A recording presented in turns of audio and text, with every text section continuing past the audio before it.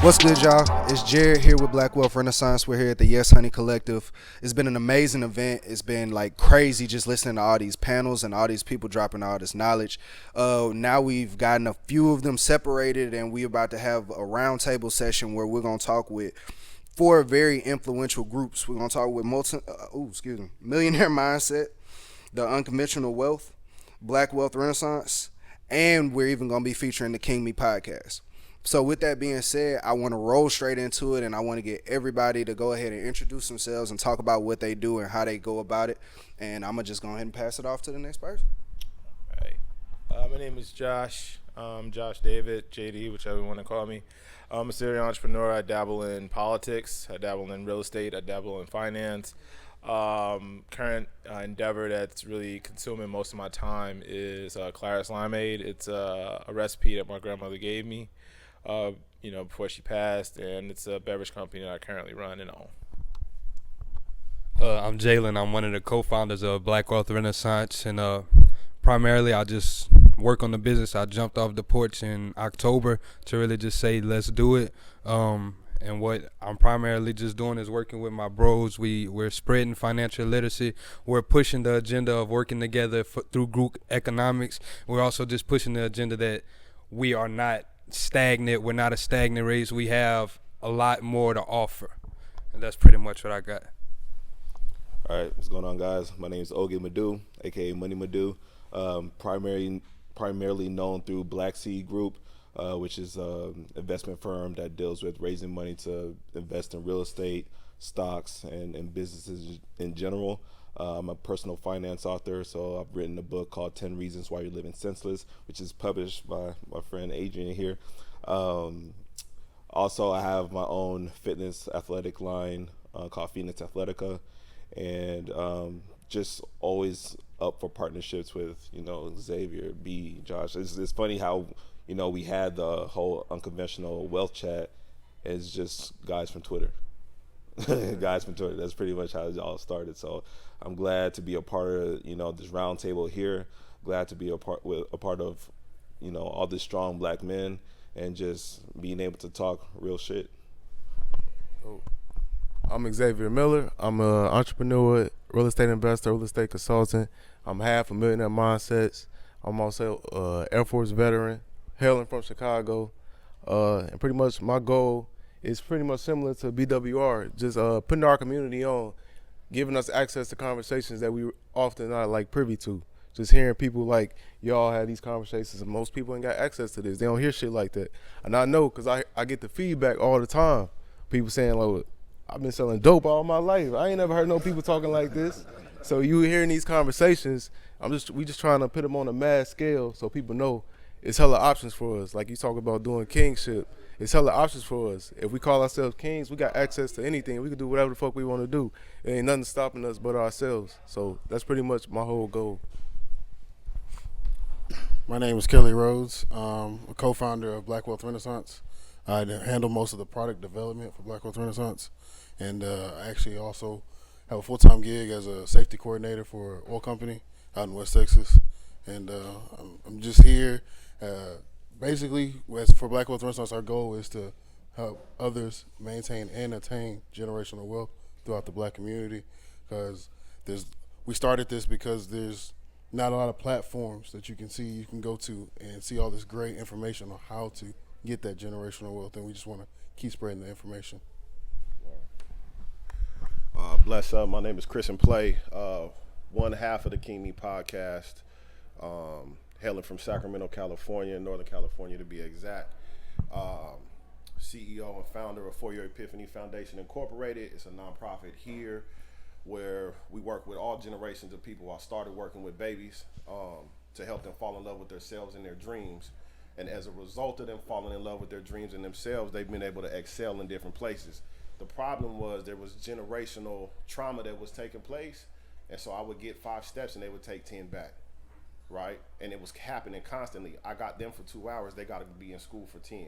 Then they got to go home for 15. So everything that I'm doing, I'm untangling, right? So starting in high school, my little brother back there was one of my first students. How do you know? 22, 23? I had him when he was 15, right? And so we spent our whole relationship, untangling everything that he was a part of when he was a youngster before I got to him, so that he can have a prevalent, vibrant, thriving life. And the reason we started the podcast, the King Me podcast, shout out to my brother Kun the Poet, was because the philosophies and the ideologies that we live by were unwritten, and the content wasn't available in the space that it should have been. So we developed it to put it out because we're educators, we're teachers by trade. But when we left the classroom or left the speaking engagement or left the session, we took it with us. And we wanted to create legacy, so we started creating content that could be passed down. I'm a father of 3, so if anything happens to me, I want my babies to be able to press play, and they still got access to daddy and daddy's information. Their great grandkids can come back and play what I left them, right? So at 35, man, for me, it's about generational wealth, not just finance, right? But mentality and love and legacy and prosperity and finance, right? So a holistic view on legacy and success. And it's an honor, man. First of all, welcome to California. Northern California, you feel me? Got it, I mean. Appreciate y'all being here, man, and it's a privilege and an honor to have y'all in the space with us to see other kings sitting at the table, man. So welcome for sure. What's going on? Brandon, real estate investor, acquisition manager, independent insurance adjuster. I own a few other businesses. Really, I want to just say thank y'all, because I met a lot of y'all through Twitter within the last year or so, and I literally have business with each and every one of you. So I do want to say I appreciate y'all for having me, and I'm looking forward to doing everything we set out to do. And my name is Adrian Kennedy, and my background is pretty spread out. Some work in artificial intelligence for different government agencies. Finance. I've been in finance since 2006. Started as an asset manager, and currently my main project is running my technology and consulting company, Escape. And the latest, most popular, well, not the most popular, but most public project is Growthopedia, which I'm building now, which is a network focused on growth. A SaaS project, has real estate aspects and mentorship aspects. Really just an information resource where people can grow and learn for themselves and for their businesses. And so that's really what I'm focusing on now. All right, that's really cool. And one thing I did want to also roll into from what we had talked about before we had gotten a chance to start recording, we were talking about kingship, and more specifically king shit, goddammit. So we wanted to talk about, like, what do you view as king shit? Like, what do you view as part of your contribution to the community, and how do you look as that black king? So I still want to pass that around and keep that going as well, because I thought that was a really cool question. All right. To be completely frank and to be completely honest, it's about extreme accountability and making sure that, our community as a whole doesn't take the division of outsiders to heart, and that we don't allow information to seep through so that people can reverse engineer our plans and use them against us. I think kingship and king shit all involves us standing on each other's back and shoulders and holding each other up at the best we can, so that way, when we have outsiders come into our community, there's nothing that they can say, there's nothing that they can do to unbind us. We need to be literally like Velcro straps. You got to pull very hard to get us off. And I think also, going back to extreme accountability, we also have to be willing to accept, what comes with extreme accountability. If you mess up, there has to be a forgiveness trail too. You can't just say, well, yeah, you did wrong, own that, without, first doing the work to say, you know what, we forgive you, let's move forward and let's learn something from this. We have too many people that's pointing the finger, saying you fucked up, you did wrong, and they're not allowing them back in, and now you got an outsider who wants nothing more than to see your downfall. Exactly. I don't know the exact statement, but they said the kid that's denied the village warmth, burned it down. That's real.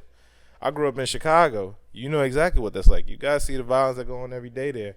And that, that's besides that being, put out there more than I think it should because it's not as bad as people make it. I think a lot of that has to come down with, people not understanding that, we all are accountable to each other. So when that bullet fly out the gun, we might as well all shot that. Because if that brother or that sister is laid down on the ground, guess what? We're going to all feel that. Like you said, that generational trauma, that's not something you want to pass down because we got enough of that encoded in our DNA. Eventually at some point, we have to look at healing, and I'm not talking about the the old kumbaya version of healing. Let's go seek therapy. That we gotta stop sprinkling that shit like it's parsley. We gotta look at like from a standpoint of like from a holistic view, as you stated. The conversation has to be between us where we gotta forgive each other. You know what I mean? That's my biggest thing when I say kingship and king shit. Owning it, but also being respectful enough to allow people to make mistakes and come back and get that embrace that they need. Hey, that was deep, bro. And I just kind of want to piggyback off of what you were saying about not letting people come into our community because that touched me. Because there's a lot of times we'll let people come into our community, they look good or whatever, and then you grant them those rights. Oh, they can come to the barbecue and all of those type of things. But then once they start to change the narrative, you're upset because now you gave them the power to do that. You gave them the power to say, okay, you can do this. No, you have to, like you said, you have to protect. You have to protect your community. We have to actually look at it as it is a kingdom. You should have that moat, that barrier of protection to where you say, okay, there is some smoke coming up. Let me see what's going on. Let me start to prepare myself. We need to be prepared for whenever something is going down. We shouldn't be reactive. You should be proactive. Don't wait until the shit happen. We should be ready for whenever it do happen, and we just got to push the button. It's a difference. And that's what I'm viewing as kingship and king shit.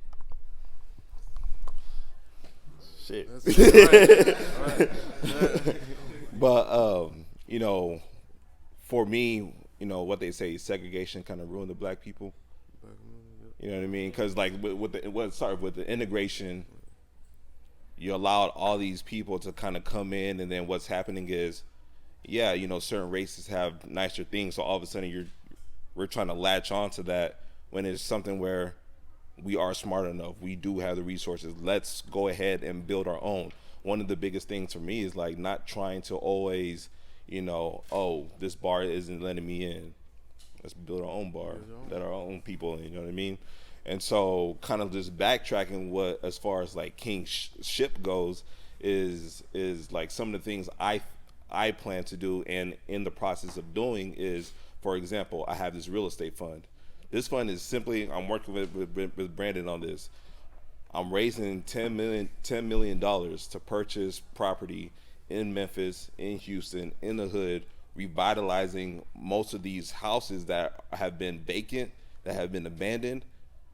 Whenever you rehab these homes, even if we put them on Section 8 for a little bit, that allows the people in the community to stay there until they get this shit together. Still be proud of something new that they do have. And then from there, that allows them to, because it's not going to, go overnight to where everybody just has the same mentality as all of us. There's still a lot of people that still believe in the victim mentality. So with me, it's like, we got to start that process. And so, and then the second part of it is the biggest thing for me is our kids. I don't have any yet, but I know when I do, me passing that legacy on is very, very, very big proponent to me. So one of the things I will do is open up a school that pretty much teaches, even if it's like financial literacy, just putting us in a situation to where we aren't always last. We aren't always getting this last part, this stuff is like putting us ahead, because a lot of this stuff is like knowledge. You look at the Asians, they go to the normal school, and then they have after school Asian programs. They're constantly learning. They constantly learn about their culture. They're constantly learning about everything else. And so it's like, why are these people ahead? It's because they have things, they have a certain situation. They have, like I said, the culture again, to where that's a normal thing. And so for me, building the school here, I'm Nigerian. I was born here, but I'm Nigerian. Building a school back in Nigeria as well, and making sure that our kids have the necessary foundation so that there isn't any excuses going forward. That's dope. That's dope. Yeah, it's not too much I could say because they all done said amazing things. But I think kingship is ownership, like you said, accountability, owning our the narrative of our community, what we doing, owning our mentality, owning our thoughts, and also just being an honorable person, taking care of your community, take care of the person that's next to you, like working together. Because as we all know, dynasties and great shit is not individual. It's gonna be a collective that got to do it. Can't none of us do all this amazing shit by ourselves. We gonna be so much greater and so much bigger working together. And in fact, we ain't got no choice but to work together because we in such a deficit that if a motherfucker trying to work alone, you ain't doing shit. So we gonna have to stick together and be a strong unit. So I feel like as far as kingship, I look at it from a collective more than an individual thing. Like I always had a mentality since I was a younger, growing up in Chicago. Chicago's a real cultured city, especially when you go into Black history and shit like that. So I always had the mentality of it takes a community. It's not gonna be one person. So sticking together, like I said, owning our communities, owning our mentality, take care of our families, and most importantly, being an example, because that's the most important thing I feel in our community is being an example for one another. That's why I'm so pro. Like I tell Brandon a lot, like, yo, you gotta get out there more. People need to see this shit. Cause there's so many people, you will be surprised. You probably know, even being out here, they think it's no other way. You know what I'm saying? So just being accessible, but not to the point where we like going through too much shit. But you know what I'm saying? Being accessible, showing people, and just taking care of one another, take care of our families, most importantly, take care of our communities. That's kingship and king shit to me. I kind of want to just pick it up with what Zay said with the accountability as a group. To me, kingship and king shit is us as a group, whether who people that know us and when we're gone, people that knew us, that tell us that, hey, this person was a great father, a great dad. He was a great person. He was a great friend, and he also, built generational wealth. To me, anything that I do, any business deal, any stock that I invest or anything, the first thing that comes to mind is my bloodline. What am I leaving for my bloodline? What am I doing so my granddaughters or my grandsons have something that came from me? That's my first thought in anything that I do, and I think that's something big, and it's for us as a community. We got to have that accountability. We got to make sure that hey Zay, make sure you own your stuff. Make sure you're doing what you need to do, but also praising that man whenever he is doing that right. Okay, so there's two sides to it, but that's to me is what kingship is. So me looking at, I was telling Young King over there earlier. Shout out to my brother Six. He said when we were younger, his definition of success was really failure, right? So when I'm thinking legacy and holistic success, right? I'm thinking poverty mindset, right? Historically and generationally, what have we been fed as a definition of success? What does that mean? What does it look like? And in order for us to understand the culture and the climate, in order for us to have protection, in order for us to set up generational wealth, take care of the families, and educate our people, we have to find out what the definition and the ideology of success is, because it's not what we thought it was, right? It's not what they show us on TV. Like you was just saying, like I'm not just an athlete, right? I'm not just an artist. I'm not just a black man. I'm not just a student. Like I'm literally capable of anything and everything that I put my mind to, right? But there are specifications for me. I can master something specific and then branch out and do other things once I master that one craft, right? And that'll make room for me. So as the Bible says, right, your gifts make room for you, right?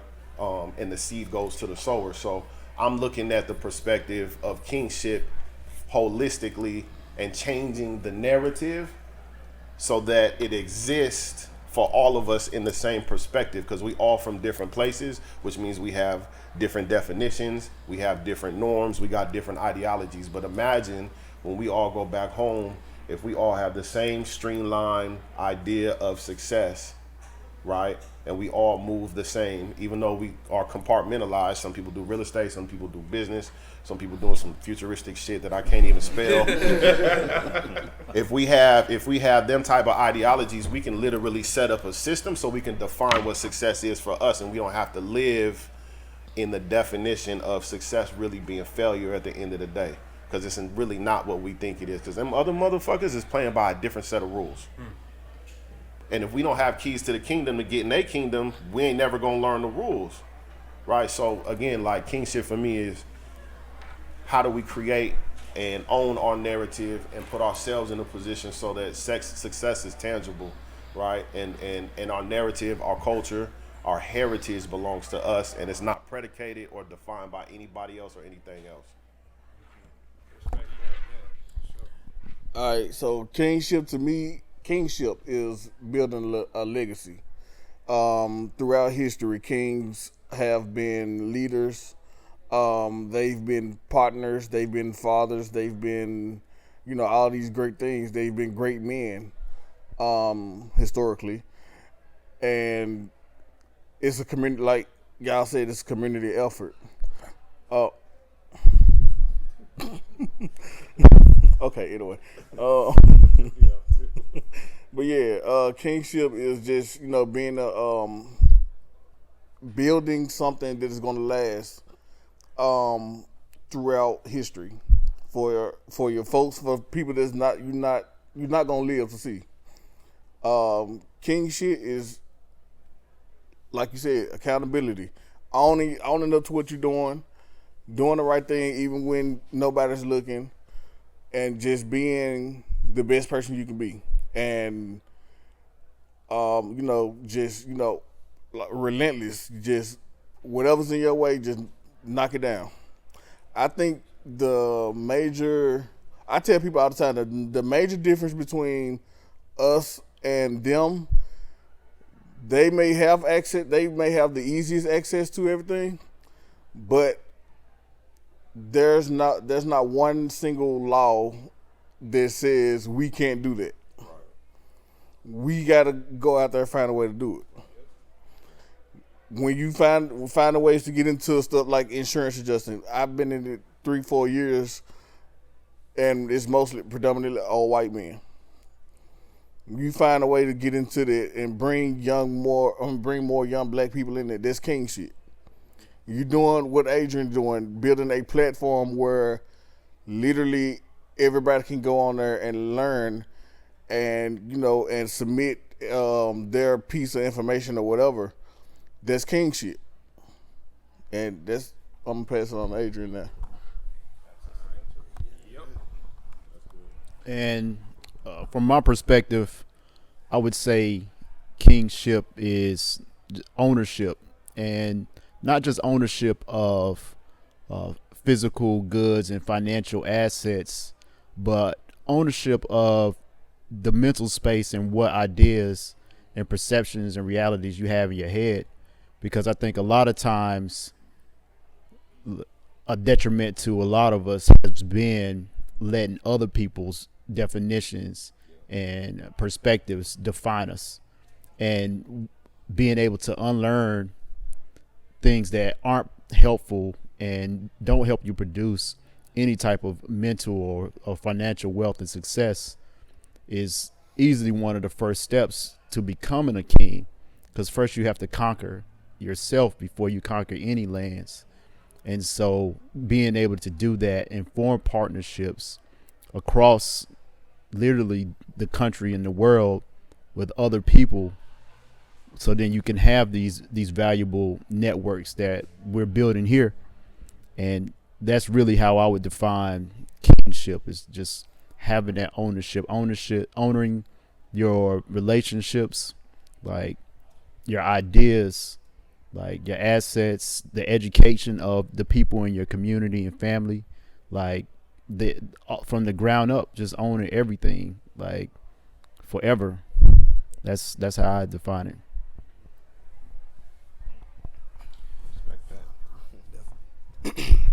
As far as what I define or what I see as kingship and what I see as like king shit.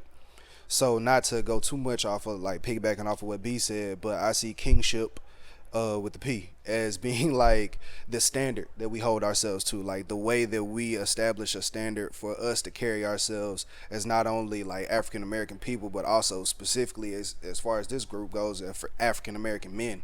Like I feel like we don't have a lot of that established standard that we hold each other to on a regular established basis. But I feel like that's what kingship itself is that standard and holding each other to it. And I feel like kingship is going back to what Maydu does with the Black Seed shares. You give people the opportunity to be able to invest and do better in their situation. That's king shit. You know what I'm saying? Like what Zay does with Park Hill Capital and y'all consulting and all that. Giving people the opportunity, like our king over here who has the capital but just don't have the network or the people to be able to get into real estate in different areas. That's king shit. You know what I mean? Like being able to help people and come through and provide those resources for the other folks, because we, especially at this point in the game, I think everybody knows that there's a lack. Like there's something missing there. That link needs to be filled in somehow. But with that being said, and with us all kind of establishing what we think the standard is and where we need to go about it, what do y'all think? Because I know some people said it, but what do y'all think is the next step as far as how do we go about getting that out there? Like how do we get the rest of the culture up to kingship, queenship, the whole thing just being a regular thing? I mean, one, we need to control the hood intellectual property. What I mean is, what is the hood intellectual property first? Is who we are as a people, what we stand for as a people, and how we go about using who we are and what we stand for to get to our larger goal of being, from a generational standpoint of having wealth, right? Like again, we're so quick to give it away. We're so forgiving. We're so, and then people take, and they don't give nothing back, right? So what happens when you have IP? Like if you own an idea, nobody can take it from you, right? And if they use it, they gotta license it from you, right? People need to start paying for that. Like, we see it all the time. People on Twitter, they give all these ideas away. They're like, oh, yeah, and then, they want to, when somebody uses it in the song, oh, now they want to scream that. Like, nah, you knew what you had when you dropped it out your mouth. Have some foresight to say, you know what, let me protect this now. But I think on that, in that same breath, we need people who can advise them on what to do ahead of time. Because that's the biggest thing. Because how many times we didn't went through the conversation of how you need to protect yourself? Yeah. Several times. How many times you didn't find loopholes and shit that I thought I was protecting myself with? It's tons of times. We send each other NDAs and non-competes all the time. NDAs it's a frisbee. I got some with me now. But you know what? And that's not an insult. That's not an insult because we understand like what we think and how we're gonna maneuver on an idea. We need to protect that. And as a community, we need to first start with keeping our intellectual property in our community. Because how many people just walk in, now they got an idea. How many times y'all have seen On Fleek in an Old Navy commercial? That's the biggest one that's pissed me off in recent history. It should be no reason that girl she shouldn't be doing motivational videos and all this. But when they are literally taking what she did, like her flair, her style, her essence, and they literally profiting from it. Yeah. So we gotta secure the hood IP. It really is, but but how would she know that though? Right. At this point, she don't have no you. That's a rap at this point. I mean, it's never a rap. Number one, because the way that intellectual property work is that's lifetimes. As long as she alive, she has a case, and so. But that's another conversation. But I totally agree that it's hard to get people to that next step, and providing networks and educating them on where those resources are is, I think, really important. Like social media is great for having fun, having a giggle, etc. But like it's valuable. Like it's money. It's money. The internet's money to me. I don't go to the social media unless it's about money. Like, I mean, I will post a tweet and disappear because I gotta go work on my money before I come back and check on this money. Like, and being able to use these resources efficiently, because people are building businesses off of these platforms that are multi-million. I mean, you have your podcast. You just passed Grant Cardone. Who's worth more? Like who? No, I'm saying like. No, I'm just saying. Who's worth more now? That's what I'm saying. It's like from a marketing perspective, your podcast is more valuable than Grant Cardone's podcast, but somebody got to write a check, and so that's the opportunity, and getting people to be able to see that and know that is very important. In that same aspect, though, you gotta be careful too, because there's gonna be people that's gonna offer you a check, and sometimes that check will come with buying your silence. Right. You know what I mean? We was just talking about that yesterday. Don't take the money. Yeah. Don't take the money. Don't be take the desperate. money unless it comes with a lot of equity. Like, Take my money.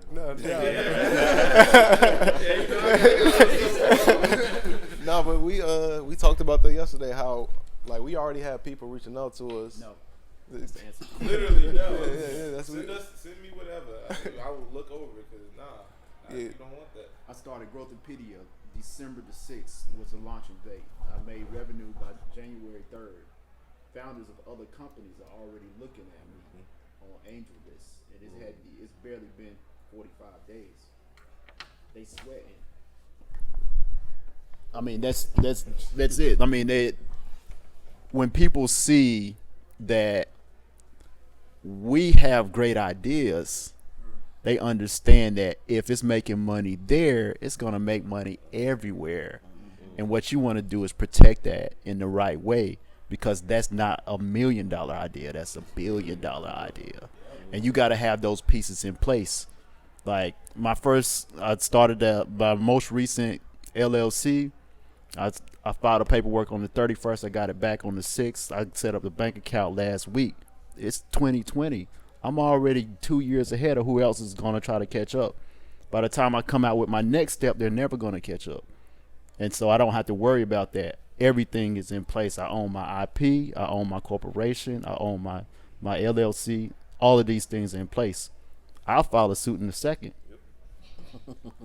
And I'll be right there I'll be representing myself, or I'll make some phone calls, because protecting your ideas is very important, and not selling everything, because we've sold things in past generations that were very valuable, like lack of knowledge, because you couldn't pay the taxes, or this is sandy soil, let's give it to people because we can't farm on it.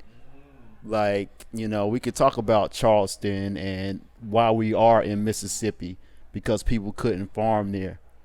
But I mean, how much of that do you keep and pass down? So that's what it's about. We can't we have too much information. We don't have an excuse. Right. I was gonna say just real quick. I think that, for one, I think it's getting better, especially due to social media. I think it's getting better.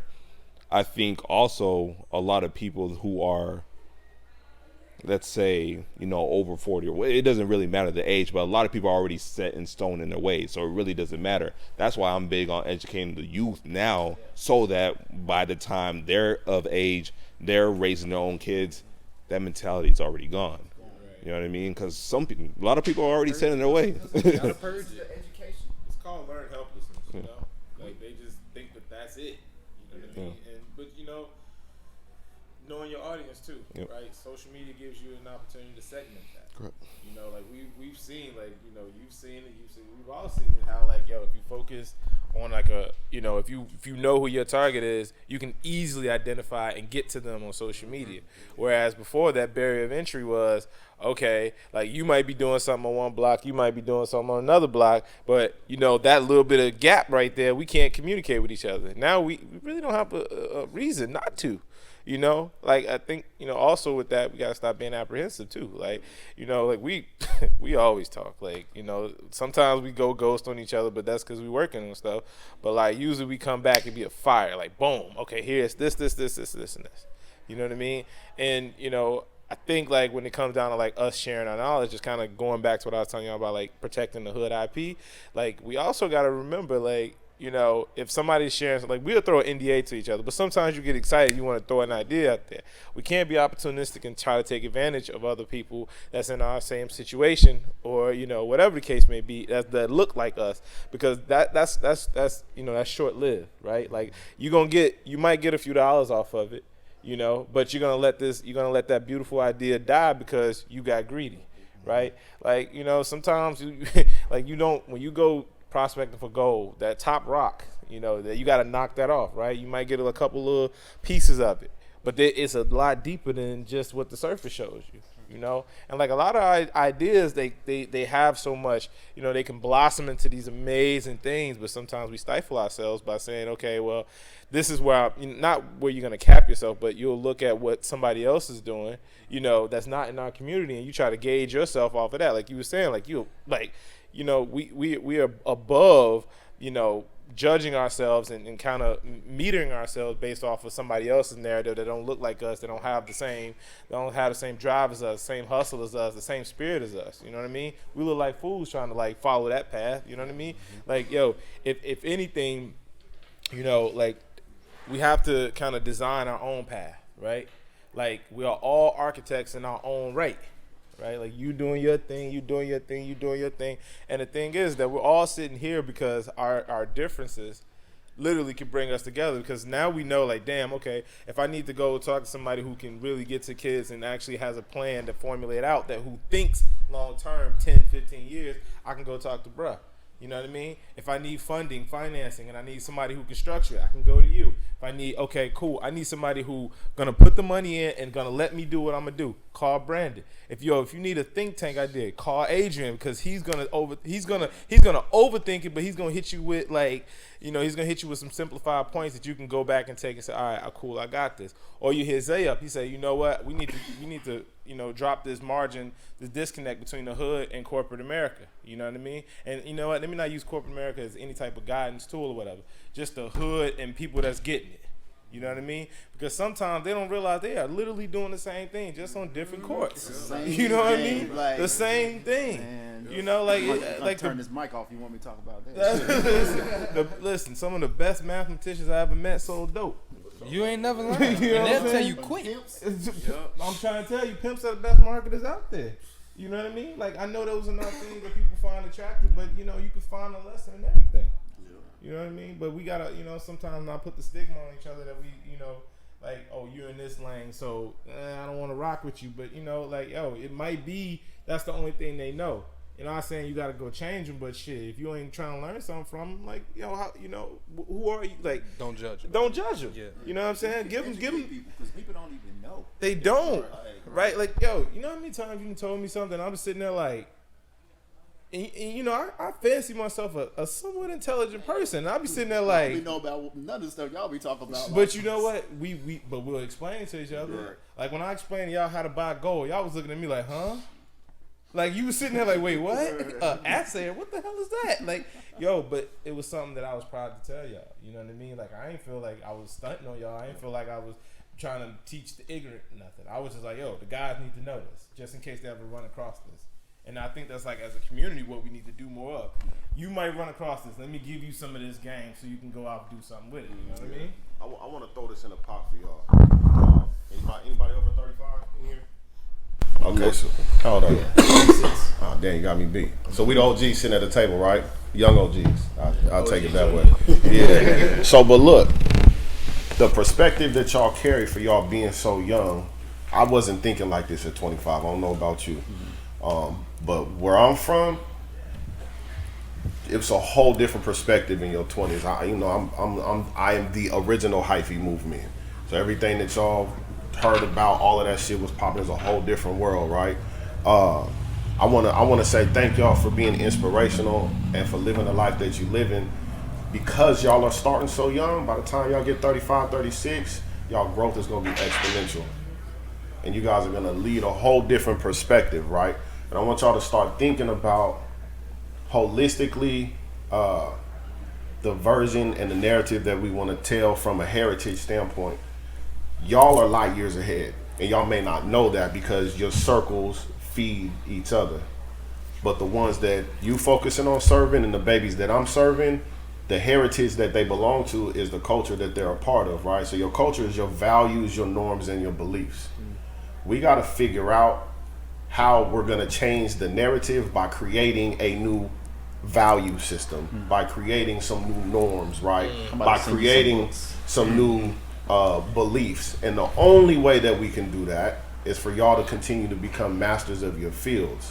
So when y'all do come talk to the babies and they see y'all up close and personal, they can say, man, he looked just like me. He looked just like my daddy. He looked just like my uncle. He's so familiar. He walked like me. He talked like me, but he's winning on a whole different perspective. So as y'all continue to build, right, all of y'all are talking about super cloth talk, wealth and abundance, prosperity, riches, right? We having these conversations.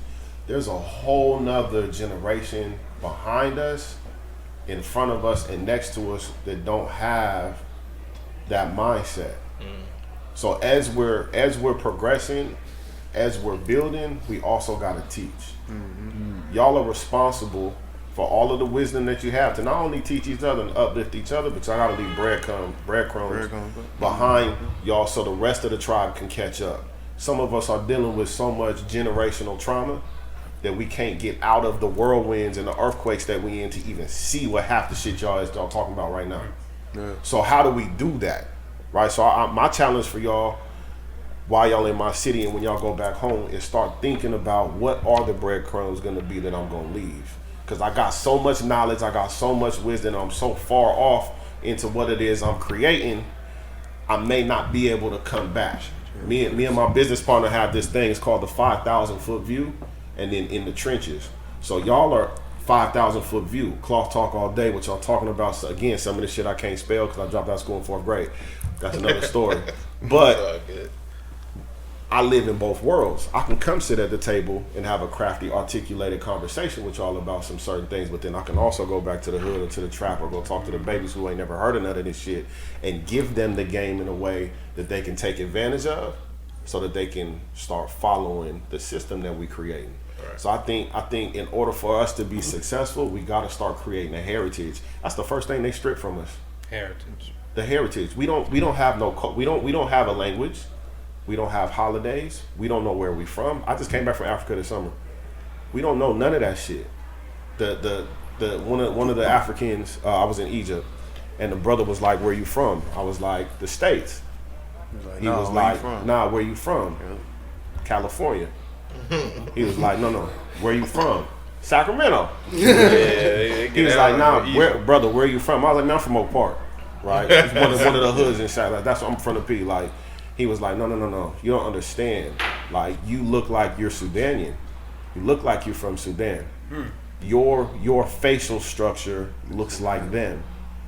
If my people are from Sudan, I could go back and see what those people do and what their lineage was and attach myself to that. We are not attached to a lineage no more. And since we're not attached to a lineage no more, we don't have any rules or regulations to follow. We just wander all around. And so TD Jakes has said when they brought us over here on the boats, they didn't bring us all from one place. They mixed and shuffled and moved stuff around. So you had, thousands of people in one place from different places that didn't speak the same language, that didn't have the same religion, that didn't eat the same foods, that didn't believe in the same things. And now we have all this division here now. So I think in order for us to move forward, we got to take responsibility for building the heritage, which will develop the culture so that we can be successful.